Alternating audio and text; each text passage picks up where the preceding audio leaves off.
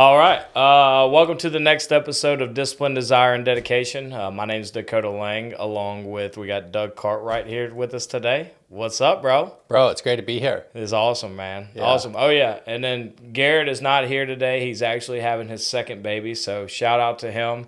Shout out Garrett. Yeah, shout out Garrett, bro. Second baby in damn near exactly 1 year. So what do they call that? Like, what do they call that, Jack, whenever they have two babies and like 12 months apart? Irish twins or something like that? Irish babies, Yeah, something like that. 2 years. He had February and March. So Getting after it. Pretty cool, bro. But hey, Cool. Glad to have you. How was your trip in? So it was actually really cool.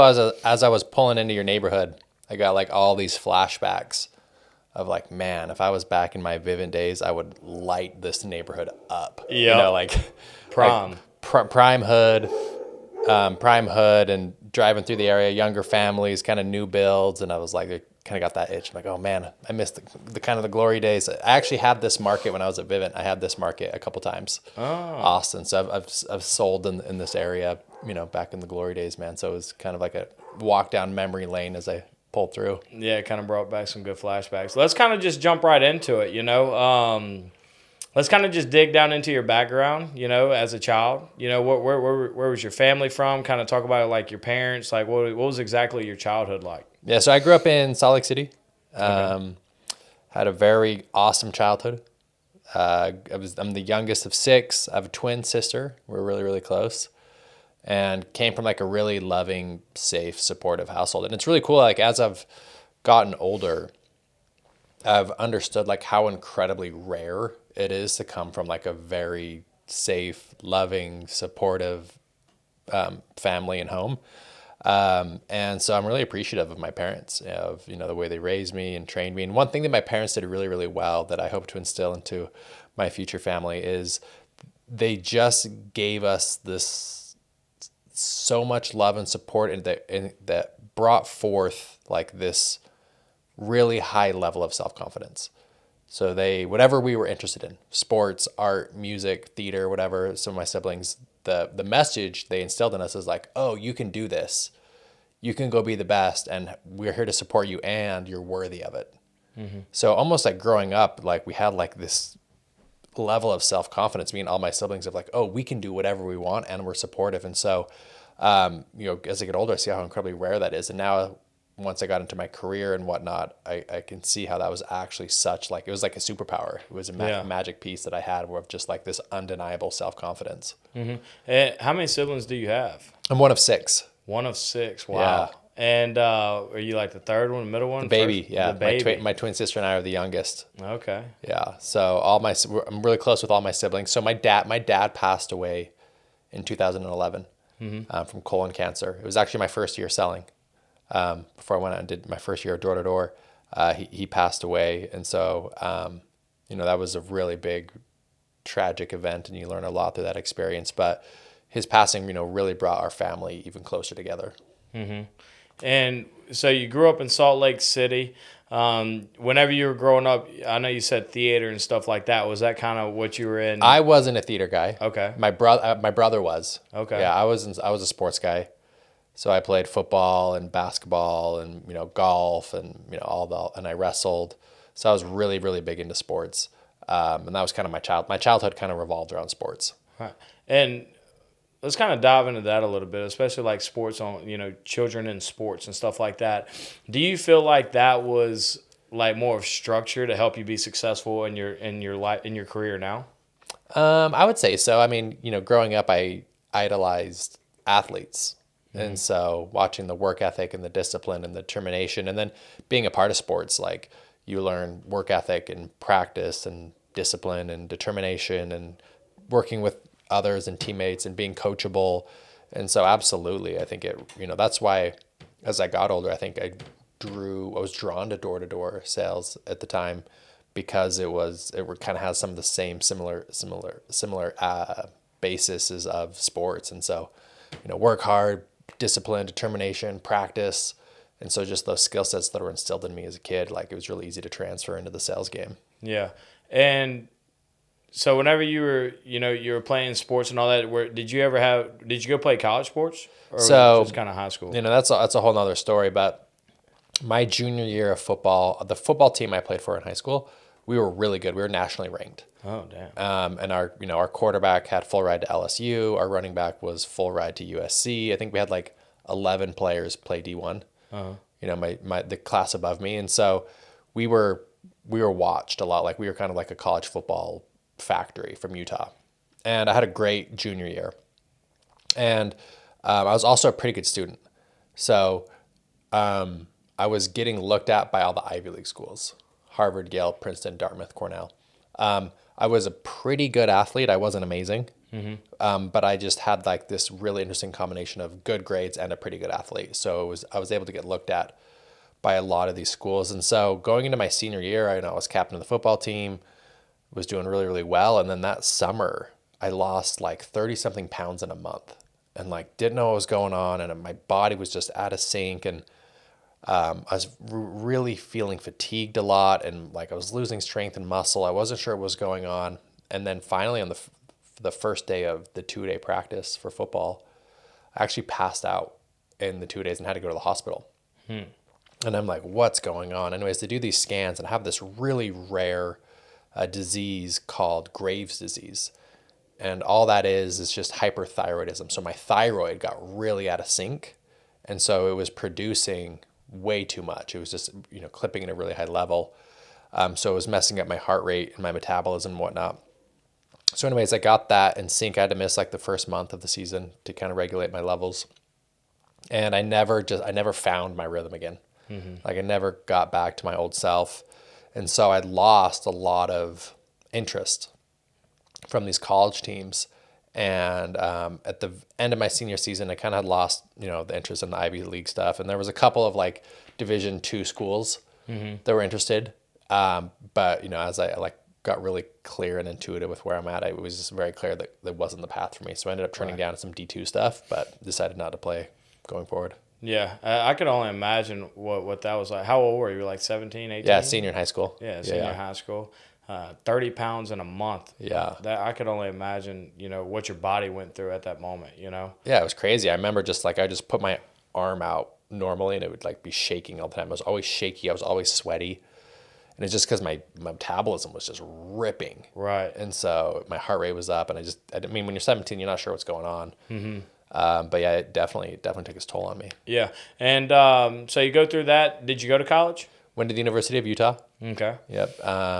Was just planning on just going to school there. Nothing, didn't do any sports or anything like that. But kind of had a pretty average, exciting college experience. I loved my college experience. Yeah. I was going to University of Utah football games. And were you just going to go, or did you kind of have like a vision of where you wanted to be? Yeah, I always wanted to do business, right? Okay. So I was a finance major, and I was in the entrepreneurship program, and wanted to build a business and kind of have that financial freedom lifestyle.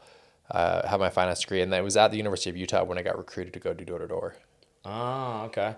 And whenever you were at Utah going through school, did you have like a vision of what type of business that you wanted to, or you just knew that you wanted to go into business? I didn't know. I mean, there wasn't anything that really drew me. Mm-hmm. I just wanted to make a lot of money. Yeah. And I kind of feel like I have this natural drive and enthusiasm and excitement and zest for life. And so I was kind of curious what was going to happen. But I was actually planning on doing, my dad was a financial advisor. And so I'm like, okay, I'll do what my dad does, kind of like that similar pattern that we run into. And yeah, kind of door to door just kind of fell into my lap and, And I feel like a lot of people do that, right? So whenever I was growing up, I always, wanted to go into business and stuff like that. And I started my go-to, because I'm from Louisiana, right? So lawn care is a bigger industry, right? Everybody, big yards, stuff like that, and started multiple businesses. But I feel like a lot of people go into college and they're like, I want to go into business, but they literally have no clue what type of business they want to go into, right? And me personally, after being in door-to-door sales, Performance Windows was the first company I've ever been with. And if if you're going to go into business, you can learn all the finances, you can learn all the classes that you do in college, but if you don't know sales, you cannot have a business. Doesn't matter. You can have the best product in the world, and if you don't know how to sell it, you're going to go bankrupt. Yeah. So talk about when you transition. So you get recruited into Vivint. Yep. Is that correct? Yep. So you get recruited into Vivint. How was that process? Like the whole recruiting process? Did they have people like coming onto campus or something? So I always tell people like I was the golden recruit. I had no idea. So I literally got shoulder tapped at the University of Utah. And someone just came up to me and was like, "Hey man, what are you doing this summer?" And I got recruited by like the ultimate summer sales like douchebag bro. Like such a bro. Like G-Star jacket, True Religion jeans. He's like, "What's up, bro? What are you doing this summer? Come in." And I'm just like, oh my gosh, right? But like, I had heard about door to door, but I didn't really know anyone who had done it, and I thought it was like scammy or too good to be true. And I actually had like a Wolf of Wall Street moment. I don't know if you've seen that movie, but you know, I'm 18 years old at the time, and this guy shoulder taps me, and I'm like, I just say, "Hey, bro, if you were so good at it, like, show me your bank account." Yeah. And so he pulls out his iPhone 1, you know, like it's 2009, right? And so immediately when I see he has an iPhone, I'm like, oh, this dude's rich, right? And he pulls out like some Chase banking app, and he shows me that he has like $60,000 in his checking account. And when you're 18 years old and you see someone with 60K, in my head, I'm like, dude, this guy's a millionaire. Like this guy's rich. And so I asked him like, "Hey, can you teach me how to do that?" And he's like, 100%. So, I always kind of like a bad feeling about this dude. I'm like, he seems like something's off, right? My intuition was like, I don't know if I can trust this guy, but I kind of like kept being curious about it. So he says, "Hey, we're going on a blitz trip, a trip where we'll teach you how to do it. We'll cover your expenses. We'll take you out to California and I'll teach you how to do it." And I'm like, all right, let's do it. Let's fire it up. So he doesn't put me in the system. I don't like get a badge or like, I don't know the process. I just show up. So I get to California and I realize I can't even sell in my name because he didn't onboard me. Oh, so I'm like, all right. He's like, "We'll just sell them in my name and I'll pay you cash for them." I'm like, it's kind of sketchy, but whatever. Yeah, real sketch. So I shadowed this dude for like 30 minutes. First time ever knocking doors. And then he gives me like a slick with like the alarm panel and he goes, "Hey, go figure it out." So I'm like, all right. So I go knock my very first door ever and door to door. I knock on the door. Guy answers. And I just say, I don't know what the hell I'm doing. I just say, "Hey man, I'm here to upgrade your alarm system." And the dude looks me in the eye and goes, "Oh, I've been meaning to do that. Come in." And calls me in, and it's literally the easiest sell I ever have in my life. Like literally no objections. Lay down. He's like, I know I need to upgrade my stuff. It's old. Let's do it. I'm in. No objections whatsoever. So in my head, I'm like, oh, this is the easiest job in the whole world. Like, come on. Like, so I called the dude who recruited me. I'm like, "Hey, I got a deal." He's like, "What do you mean?" I'm like, "I got a deal. I need you to come help me close it. Like, I need your badge info and stuff." And he's like, "I dropped you off 30 minutes ago." He's like, "Are you sure?" And I'm like, "Yeah, this dude wants it." And he's like, "Okay." So he comes over, you know, I walk out of that house. I'm feeling like, I'm going to make $1 million this summer. Like this is the freaking easiest thing in the whole world. And so, you know, kind of got a little bit of grace from the universe there of like, hey, you know, this is kind of the right path. So next day I go out and knock and just get, you know, humbled. Like, oh my gosh, this is so tough, whatever. And before I left that trip, I got one more deal at the very end. And this older woman who just got an iPhone and she loved that, you know, the alarm worked on an app and she was all excited about it. So we set her up as well. So I got 2 deals on my first trip. And I'll never forget, like, the guy who recruited me sent me a Venmo for the 2 deals. And I remember getting like the Venmo income when it's like the money, the cha-ching, you know, when you get a Venmo. Yeah. And it was like for $800. And I remember being like, holy shit. It normally would take me, my previous job, like 3 weeks to make $800. And I just made that in 3 days. Yeah. And so my brain like broke. And so what I thought, I'm like, oh my gosh, if I just put in the same hours in my job. At the time I was a driver for a printing company. So it was a great college job where I'd go to school in the morning, I'd go to this printing company in the afternoon, and I drove their truck and I would drop off, flyers and letterhead and all the things. And I would just listen to sports radio all day. It was great. Perfect college job. But I would work there from like 12 till 5. And so I just thought in my head, I'm like, if I just knock doors in Utah the same hours from 12 to 5, I can make like 10x right. what I'm currently making. So I go on this one trip. I don't really meet anyone else in the office. Don't make any really relationships. I go home. Greg is the guy who recruited me. And I go down, I get my badge, I get in the system. And then I just on my own in January in Utah. You're back in Utah at this point? Yeah. So this is after the trip. I get home and I'm like, I'm going to quit my job. Right. And just knock doors in Utah. Mm-hmm. So without like any guidance, without any like meetings, without any accountability, I'm just like waking up, going to school, and then I would just drive to random neighborhoods and just start knocking in Utah. Right. Not just trying to figure it out. Yeah, just pretty much you are your team. Yeah. You know, and I didn't know that there was like meetings, and I didn't know there was camaraderie, and I didn't know that my behavior was rare. Right. Usually when you go recruit a guy, they're not going to go out every single day, be disciplined and figure it out and do it every single day. Hungry. Right. I just was like, this is makes sense. Mm-hmm. And so I always felt a little cautious of the dude who recruited me. I'm like, not sure I can trust this guy. And then after knocking in Utah on my own for a while, I had like 12 deals in 3 months. So I got, the deals are starting to stack. And then Greg, the guy who recruited me, is like, hey, I want to introduce you to my regional manager. And then he introduced me to a guy named Casey Baugh.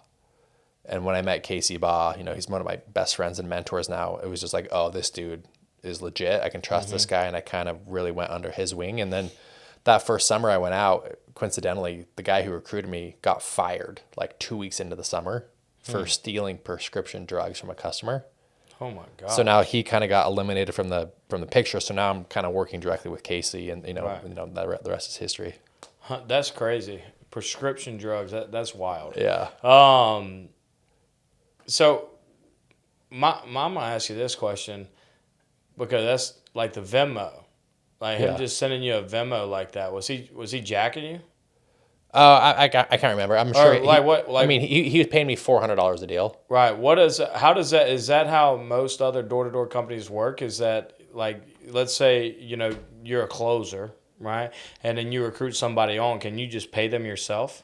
I don't. I never have. Yeah. It's just the issue is he didn't take the responsibility and put me in the system. Yeah. He was kind of just like, oh, just show up. But he kind of just winged it. He was winging it. He was just being a lazy recruiter. Right. And so and he was just like, oh, just sell in my name and then I'll pay you for the deals. And then, so whenever you get back to Utah and stuff like that with Vivint, is there like a process like where you are a appointment setter and then an appointment closer, or you strictly just it's go all and you self-gen. Do it all self-gen? Vivint Alarm is 100% self-gen. 100% self-gen. Yeah. And what you say on one of those deals, you make $400 or $500? As a first year, but like as you progress as a manager, there ends up being about $1,200. The stack is about $1,200, and so as you lead and manage, you get more of the stack. And are you still with Vivint? No, you're not with Vivint. Nope. And that so Casey, right? That was his name. He was the regional manager of Vivint. Correct. So kind of talk about having that connection, and you only been there a couple months at that point. Right, yep. A couple months you came back to Utah, and having that connection with that regional manager, do you feel like that helped escalate your career way faster rather than if you would have that other dude would have kept staying there? It would have been night and day. If I was just with that other dude, I wouldn't have continued on, I don't think. And then my relationship with Casey, he really laid out the vision for me and believed in me and showed me the path. And, he's a man of high integrity and great values. So he's just a good person to have in your life. And so he kind of mentored me in my early days and then kind of like pushed me out and be like, all right, go spread your wings. And so at Vivint, I was at Vivint for about 10 years, but consistently in the top 1%.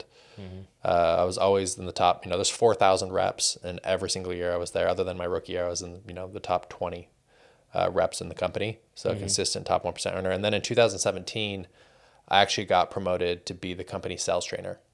So I actually was in charge of the sales training for the company. So I would travel around offices all across the country, do sales trainings, right? I did a lot of the videos. So if you were like to onboard as a new rep and you go to the training platform online, the videos you would watch were of me.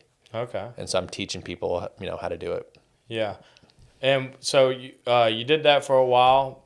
My biggest thing, it was like Vivint and stuff like that.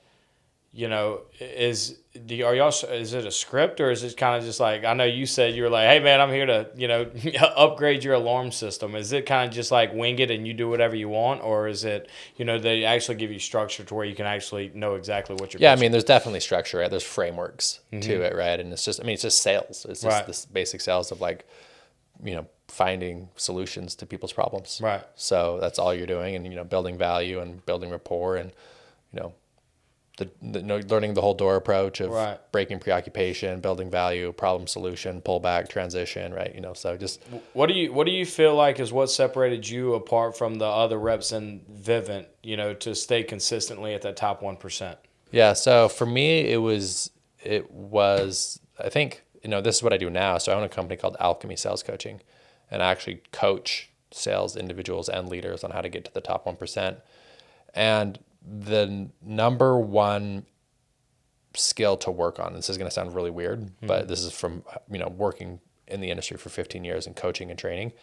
The number one skill that a sales rep or leader can learn to get to the 1% is emotional self-regulation.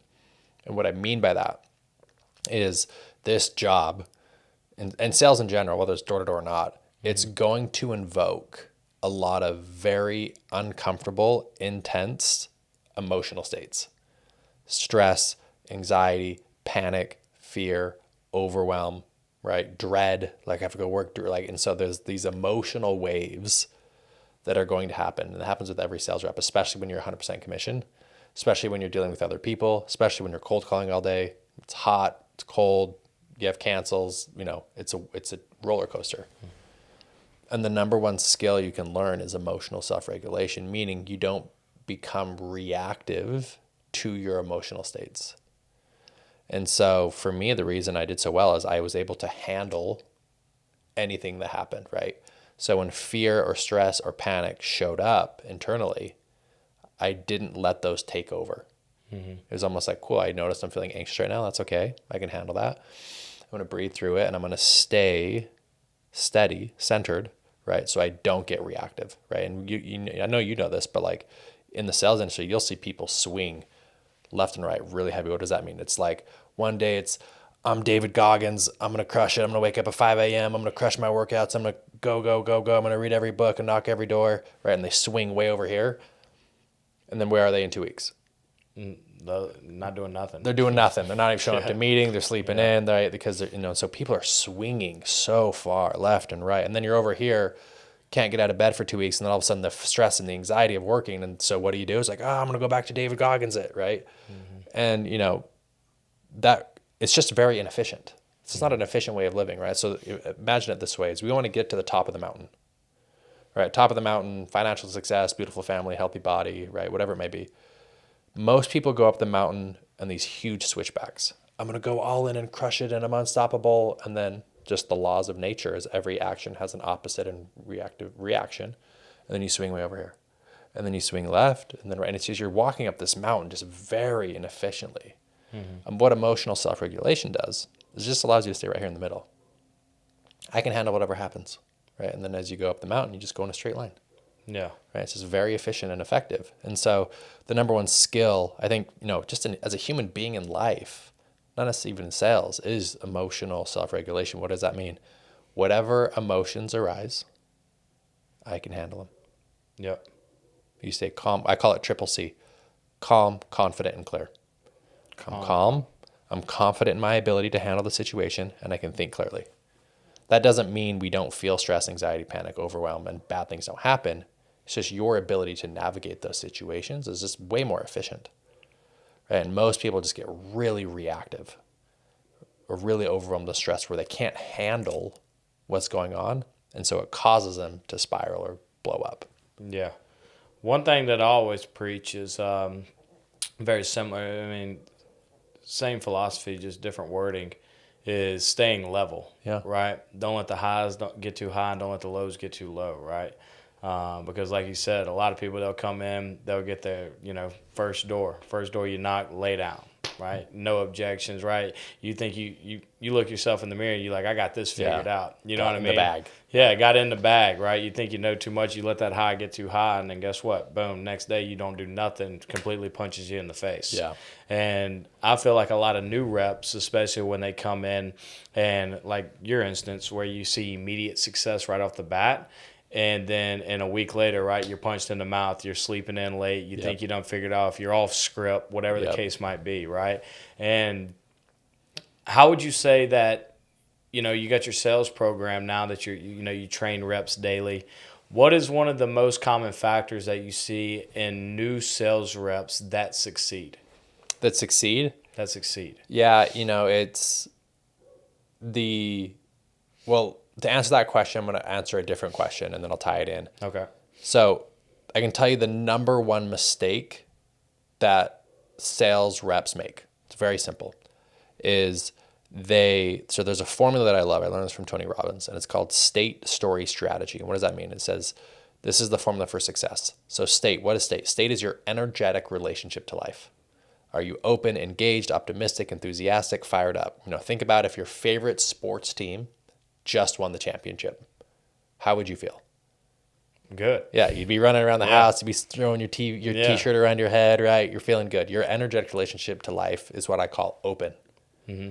Right? You're going to talk to strangers, you're going to give high fives, right? You're going to be paying for drinks that night. Like if your sports team won, your relationship to life would be open. So that's state. Story is, what's the story you tell yourself in your head about the situation? I love myself. I love my job. I love what the service I provide. People love talking to me. I love this neighborhood. I love working in the heat. Or it's, I'm not good at this. I don't know if this is for me. This job sucks. Everyone cancels. This isn't the right industry, right? So you're going to be telling yourself a story. And the third input for success is strategy. Meaning, what are the actual words you say to overcome objections? Like, what is your door approach? What is your close? How do you navigate, ask for referrals? How do you ask for the deal? So those three inputs equal success. And here's what's fascinating. 80% of the success formula is your state of being, your energetic relationship to life. 15% is the story you tell yourself. Only 5% of success in this industry is the actual tactical skill set that you have. So to answer your question, here's the number one mistake people make is when they first get into this job, they're really excited. It's like a new opportunity. This is going to be so great. I'm going to crush it. This is amazing. I'm going to make $1 million, whatever it may be. Their state is enthusiastic and open and excited, right? They're reading all the books. They're listening to the podcast, right? They're going to trainings. They're hungry. So they're telling themselves a story of, I can figure this out. This is going to change my life. This is amazing. Oh my gosh, this is incredible. And they focus on strategy, right? A little bit. What happens is inevitably, as you and I both know, this job will crush you. It will break you. It will make you question your existence as a human being. It will stretch you in ways you didn't know were possible, right? I always, when I speak to big audiences, I would say, raise your hand if you ever cried on the doors. And 60% of the room will raise their hand, right? So what happens is the job punches you in the face. That's going to knock you into a negative state, a down state, sad, depressed, whatever it may be. When you're in a negative state, that's also going to change the story in your head. Maybe this isn't for me. Maybe I'm not good enough. Maybe I'm not a great sales rep. So you're in a negative state, telling yourselves a negative story. Here's the number one mistake reps make, is they then try and out-strategize their state. Meaning, maybe I need to change my door approach. Maybe I need to change industry. Maybe I need to change hood. What strategy can I implement to get me out of this negative state and out of this negative story? Right? And this just doesn't work. So the people that I see that excel in this job, they still get the same objections. They still have the same issues. They still have the same frustrations. They still have the same cancels, right? But they focus on staying in an open, energetic state and telling themselves a positive story, right? So that's the biggest shift. It's if you can focus on, hey, when things aren't going your way, rather than making decisions from a negative state, change your state first. Mm-hmm. Be open, be enthusiastic, be engaged, get a workout on, get out in nature, do some breath work, right? Be grateful, pump yourself up, listen to good music, get into a higher physiological open state. And then once you're in an open state, then that's the state you want to be when you make decisions. So the top people who do well in this industry are always focused on state rather than strategy. Yeah, I like that. State, story, strategy. Yeah. State, story, strategy. I've never heard that. So I like that a lot for sure. And it does go like, I mean, there's been times where, whenever I was knocking doors daily, just setting appointments where, I'd get in the car and have so much stress on me and I'd break. You know what I mean? And like you say, it's really, I always tell yourself to look. You always tell them to look yourself in the mirror, right? Why? What is your purpose, right? What is your purpose? Why are you doing this, right? And if you can really have a true enough purpose, which in me is my purpose is me, right? Nobody else. I don't do what I do for anybody else, and I think a lot of people get confused on that because they try to, their purpose is, their family, right? Well, what happens if your family's gone, right? No, your purpose is you, right? Doing everything in your life to reach that next level so that you can get satisfaction out of it, right? Tell the story of what you want to do. Now, you're not trying to live out somebody else's story. You're trying to live out your story. And I feel like a lot of people, especially newer reps, when they come in, they look for that instant gratification, right? Where they're looking for that perfect sale, or they think they come in and they get it figured out, and whenever they don't get it, that's whenever they lose that state of mind, like you're talking about, and then it's just a domino effect. Right, and so the shift is to change your state first too, and a part of that too that was really helpful for me is I've done so much personal development and everything you can think of. I mean, like from the seminars to the masterminds to the therapy to the psychedelics in the jungle, like anything that can navigate personal inner fulfillment, I've gone there. And there actually is one major life hack to life. There's actually like a silver bullet after everything I've studied, hundreds of thousands of dollars. And it's swallowing the hard pill that life is always going to be hard. Mm-hmm. That is actually a huge life hack.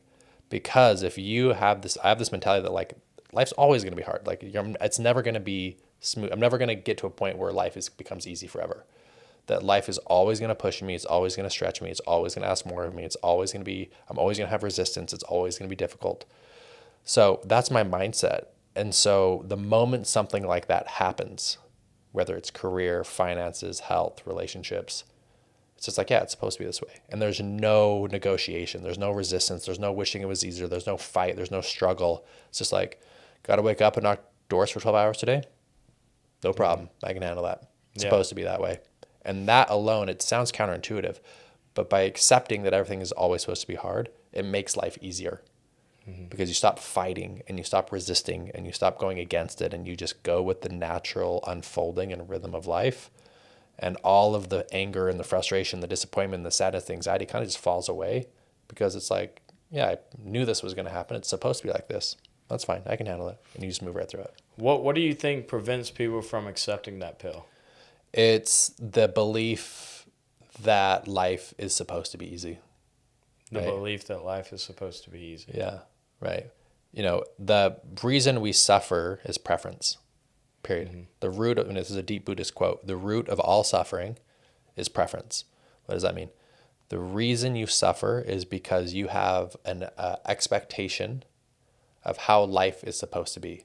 In other words, the reason you suffer is life isn't happening the way you think that it should. Mm-hmm. That's why you suffer, right? We can go really, really deep here, but it's like, I'm writing about this in my new book that comes out later this year. But if we talk about that, okay, so that's the concept, the foundation. The root of suffering is preference. Okay, where did your preference come from? Your preferences came from the sum of your learned experiences, meaning every moment you've ever had in your life, from being in first grade and to the teachers you had, to the music you liked, to the dinners your mom made you, to the girl who broke your heart, to the music, the dance you went to your football career, to the movies you liked, to the TV shows, whatever, to your time your friend betrayed you, right? All of those moments layered upon each other creates your preference, what you like and what you don't like, right? If one little thing is different along the way, your preferences are different. Meaning, if you were raised in, India, right, you're going to be Hindu. That's just probably most likely the case, right? There's a really high probability. That's going to change your entire preference set, right? So your preferences come from the sum of your learned experiences, meaning every moment that you have had creates an imprint, and that gets layered upon itself, right? So for every moment that you've had, how many moments did you miss? None. All of them. All of them. Okay. So me and you, we're having a moment right now, right? Right. We're in Leander, Texas. Yep. Saturday, March 1st. Yep. Right? How many moments are happening on Earth right now other than this moment? A lot. A billion, zillion, trillion, infinite. An infinite amount of moments. But this moment is creating your preference. It's creating an experience, a learned memory in your experience. So for every moment that you had that creates your worldview, right, it equates to 0.00000000001% of the actual data set. Of your life. Right. You've missed 99.9999999999999% of information. But you have this preference of how life should be. Who should be president? Who should perform at the Super Bowl halftime, right? What job I should do, like how my partner is supposed to behave. But your data set's only 0.01%. Right. So what's the probability that life will unfold the way you want it to? Probably won't. Zero. Yeah. It's zero. Yeah. Right? So you have some of your learned experiences and your preferences. I have mine. Jack has his, right? All 8 billion people have their own complete different data set because they've all had different experiences. Yeah. Right? And we all live on one planet Earth. So of course we fight with each other. Right? Makes us different. That's why, right? So the reality is this: life is under no obligation to be the way you want it to. It actually can't be. It's impossible. Right. Because every single person has completely different preferences. Right? So what's the point behind all this? Kind of going deep here. But the reason we suffer is because we have a preference. So the higher state is to surrender your preference. That doesn't mean don't do anything. But you got to realize, like, hey, the reason I'm suffering is because I have a preference of how it should be. Can I let that go? Right? And that's how people can stay consistent and deep and staying motivated and inspired, is because you surrender this belief that life is supposed to be the way you want it to. So rather than going out into the world and trying to force and manipulate and change and get people to be a certain way and get the president to be a certain way and get your neighbor to act a certain way, right? Can you let all that go and just learn to what I call attune to the reality of life, right? Here's what happened. Here's the reality of life. I need to go knock doors for 12 hours today. That's what I've chosen to do. I can handle that. Yeah. And that allows you to navigate life so much more smoothly. And all of this fighting and resistance and anger and stress and overwhelm and panic just kind of falls away. And you can stay, as what you say, leveled in any situation. Yeah. And that is so much more effective as building a business and being a partner and raising a family and building capital. Because you're always centered. Controlling what you can control. Yeah, which is a lot smaller than what we think. We think we can control a lot, but the reality is we actually don't control that much. Yeah. There's only 2 things we can control: our attitude, the way we engage with life, and our effort. Yeah. That's it. Everything else is actually out of control. Yeah. I love that. I never put that in perspective. Yeah. What you're talking about, the moments. You always say control what you can control, but at the same time, like, you got to just do what you can do. Everything else around you can't control that. Like you were saying, whenever you get in those high intense situations, are you going to crumble under pressure, or are you just going to, just stand in it and just know that you doing everything that you can, right, with the right attitude. Yeah. The mantra I love on that is very simple. It's just, I say this to myself all the time still. I can handle this. I knock on a door, guy absolutely loses his shit. Yeah. Freaking out, yelling at me. First step is just relax my shoulders. I can handle this. Yeah. I'm sure he's having a tough day. He has, by the way, too, here's a deeper thought for you. This will change your perception on life. If you fully understood every moment that a human being has experienced, their behavior would make sense. Doesn't mean that it's smart, doesn't mean that it's moral, doesn't mean that it's integrity, doesn't mean that it's, a good thing to do, but it would just make sense. So especially like in romantic relationships, right? Has your partner ever done anything where you're like, whoa, did not see that one coming, right? Yeah.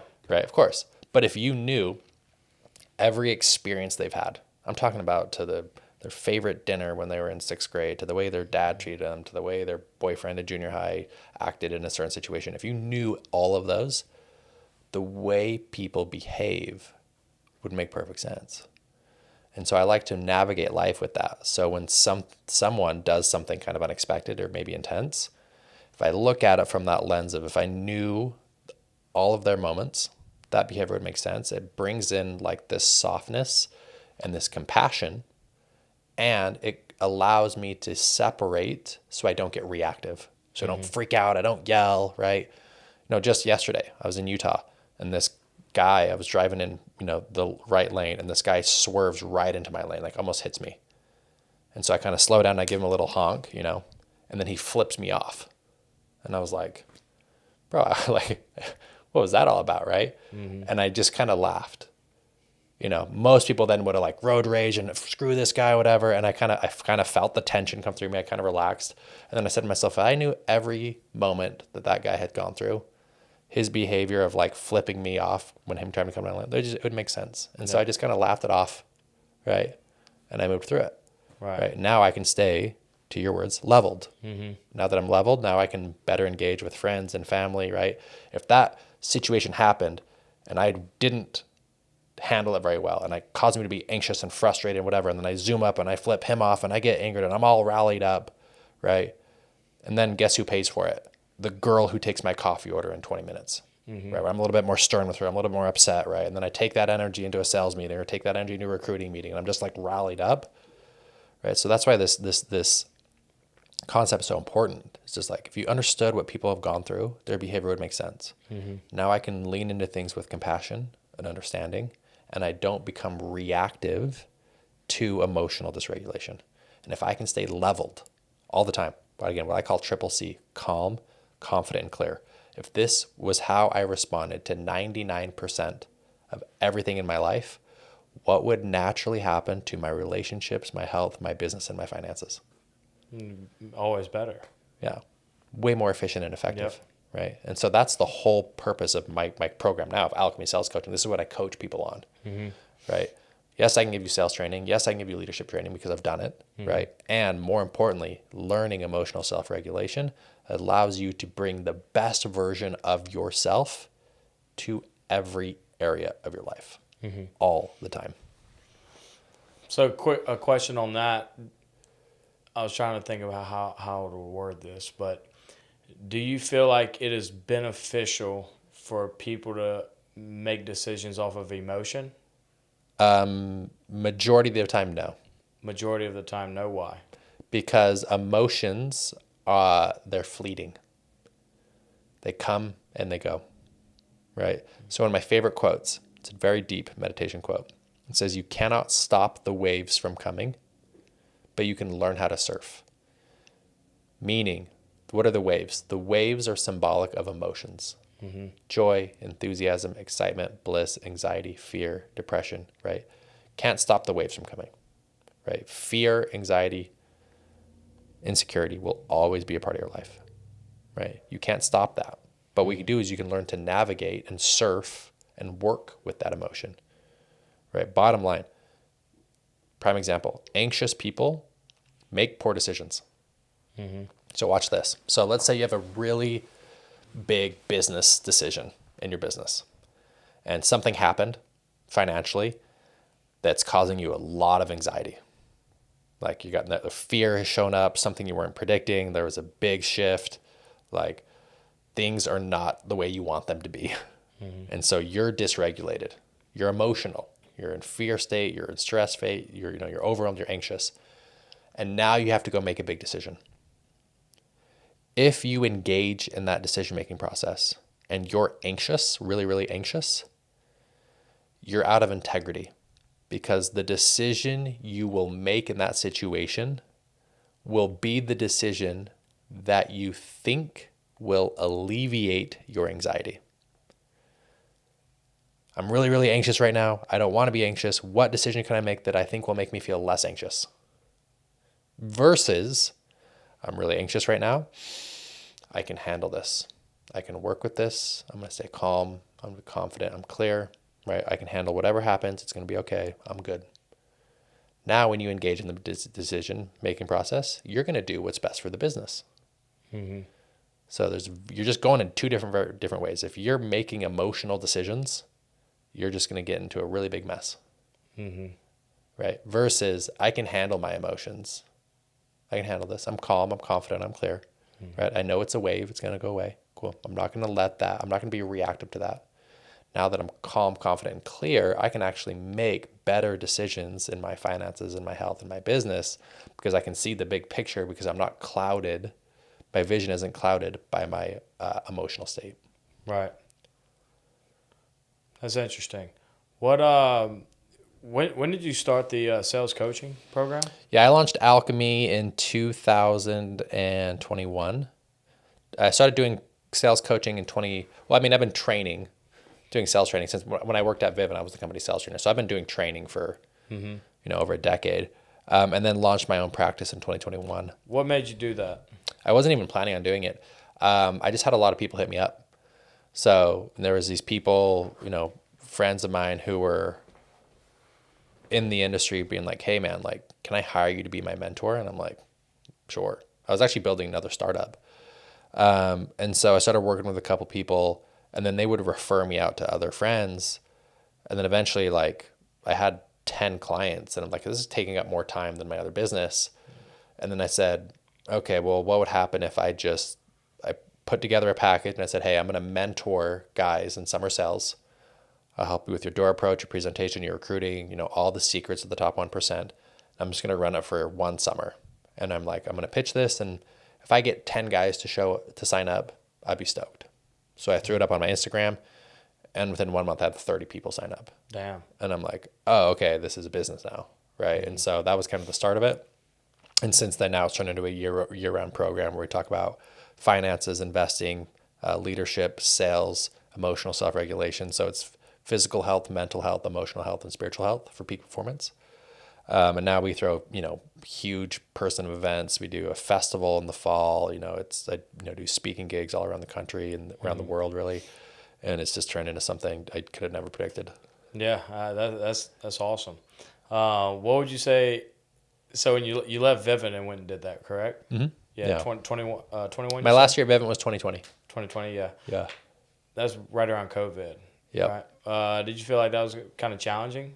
Opening that up, during COVID? Or, I mean, obviously not. You got 30 in your first month. No. But. So again, it kind of naturally happened. Like, I was actually building another startup, and I actually had left Vivint in 2019. That was actually the year that I left. And then I got like this irrefusable offer. One of the teams of Vivint recruited a huge like pest control team of like 40 guys like 2 weeks before the summer started. Mm-hmm. And Vivint hit me up, and they're like, hey, if you come, train these guys for the first like 6 weeks of the summer, we'll take care of you. So they had a pretty lucrative offer I couldn't refuse. Mm-hmm. So I did go back out for a short phase there in 2020, but after that it's been sales coaching ever since. Yeah. And so what's your your daily process? What is your daily life? What does that look like? Yeah, so I'm a very rigid morning routine guy. And so I'm an early bird. I love the early morning. Like I'm single and I live alone, so I can go to bed early. I go to bed at like 8:30. Yeah. I know that won't be the case forever, and so I'm like trying to take advantage of it while I can. I really enjoy like my peaceful, quiet nights. But I'm up in the morning. First thing I do is go to the cold plunge, and people talk about cold plunge and health benefits. I don't know what health benefits there are. The reason I do the cold plunge, it just wakes me up. If I go get in the cold water, I just feel more alert. Yeah. So it just helps me. And so I'm sure I'm getting health benefits too. I don't really study it. And then I go to the gym, get a workout in. I'm also at the point in my life, I'm 36, starting to get a little bit older. I'm still in my prime, but the number one reason why I work out is just how it makes my brain feel. Mm-hmm. I just feel happier. I feel more motivated. I feel more inspired. Right? I'm not trying to, the goal isn't to go get like some crazy 6-pack. If I do, cool. But, it just activates my brain. Mm-hmm. Then I always listen to audiobooks while I'm working out. I actually listen to a lot of spiritual. There's one of my mentors. His name's Michael Singer. He wrote a book called The Untethered Soul. He has a great podcast. So I usually listen to his podcast in the morning. And then I'll do a little workout. I'll get home. I kind of like my slow morning routines. I make my coffee. I'll check the news. Then I do breath work is probably one of my favorite modalities. There's an app called Othership, and it's a breathwork app. It's my favorite breathwork app. They've got really great guided breathworks with like good music, and so like gets you activated. I do what's called the 3M Top 10. So again, movement, motivation, and meditation. And then I do like kind of like what are my top 10 aspirations in life. And then there's a process, another tool that I love called Who Am I? And so I'll get a clean sheet of paper out and I'll write, who is Doug Cartwright? And I'll fill in anywhere from 20 to 40 aspiring characteristics I'm looking to become. So the first two are always the same. I am a force for good, and I'm pleasant to be around. I'm a badass entrepreneur. I'm financially unbreakable. I'm a great coach. I'm a great friend. I'm a loyal member of my family. All of these attributes that I hope to embrace. And then I start taking coaching calls around 9 a.m. And then I'll take coaching calls, probably do 4 to 6 one-on-ones a day. Mm-hmm. And then intertwined in through that is group coaching as well. Heck yeah. That's awesome, man. Yeah. Just as far as your coaching, if somebody, one of the listeners are, possibly interested in how could they, get in contact with you, or how could they even, get a part of that program? Yeah. So we're not sure when this will get released, but my summer is almost filled up, fully maxed out for coaching. I probably have, as of today, probably 4 spots available. And then I'll be maxed out for summer. So you can fill out an application at alchemysalescoaching.com. And then you'll actually will book, if your application process is approved, then you would get to the next level and you'll be able to take kind of an introductory call with me. And we kind of just going to figure out what your goals are, what your financial situation is, what your financial goal is for the year. We have a guarantee, this is crazy, we have a guarantee in Alchemy that will double your income.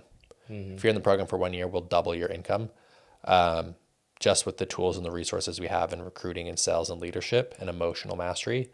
And, guys, they're doubling their income. There's guys I work with who make 100K, who are making 200 the next year. I've worked with a guy who was making 75K, and then after being with me for 1 year, he made 400. And so, my big thing is you actually don't have a sales problem. You have a personal problem that's blocking your ability to sell. So for those that want to get to the next level physically, mentally, emotionally, and spiritually, and you happen to be in the door-to-door game, there's no better program in the world. So alchemysalescoaching.com, fill out an application. I've got about 4 spots, and then I'll be booked out for the summer. But would love to work with anyone who's ready to get to that next level. And is that just like is that just a summer program, or is that a year-long program? It's our program's year-round, but okay. my demand goes way up in the summer. Yeah, I could only imagine. Because people are out on the doors. And so we're accepting applications for the summer, but I'll probably be sold out in the next 2 weeks. Okay. And do you have like a team that works for you, or is that kind of just you?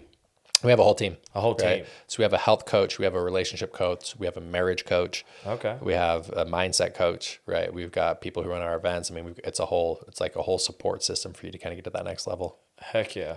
Yeah. What would you tell somebody that is, possibly been in a door-to-door game? Let's give it 3 years minimum, right? 3 years minimum, but they've never been able to break that barrier to be the top 1%, right? What would be, to kind of wrap up, what would be one thing of advice that you would tell that person to help them reach that next level? It's emotional regulation, man. If you've been in the industry for 3 years, you know the pitch. You know how to overcome objections. You know those things, right? The number one blocker from you getting to that next level has everything to do with your relationship with your emotional states. Most people run away from fear. They suppress anger. They suppress anxiety, right? And that builds and it builds and builds until you can't do anything. You're just so overwhelmed. That's greatly going to affect your ability to be a top performer. So this program is specifically designed for that type of person, right? We don't do that much sales training. Like, for you to be in my program, you've got to have a foundation of how to overcome objections and how to create leads and how to knock doors. Like, you need to know that, right? We'll fine tune it here and there, but the number one skill that we train on is mindset and emotional regulation. So at the end of the day, what you can expect is when you wake up in the morning, regardless of what's unfolding, it's raining, you have 5 cancels, your wife's pissed at you, you're twisted your ankle, you're out of shape, right? Your dog's freaking out, right? Whatever happens, you navigate life with this mentality of, I can absolutely handle this from a calm, centered, clear state. So that's the outcome. Yeah. I like the, you said the state that you're in, the story, and then the strategy. And it was 80, 15, 5. Yeah, strategy is only 5% of success in this thing. You need it. You need the 5% to get to 100, right? But it's a lot less important than people think. Yeah, I like that a lot. Well, cool deal, bro. Well, hey, it was a pleasure jumping on with you for sure. You got your shit together, you know. Thanks, brother. I'll definitely be, you know, if I have anybody asking, I'll be referring them to you. Yeah. And then I'm on Instagram too, @Doug_Cartwright. I also answer all my DMs. Okay. So if people have a question, hit me up, mindset, takeaway, hit me a DM and I'll hit you back. Yeah. Make sure y'all give him a follow, hit him up on Instagram, and we appreciate you guys watching, but we'll catch you next time. Thanks, Peace. brother.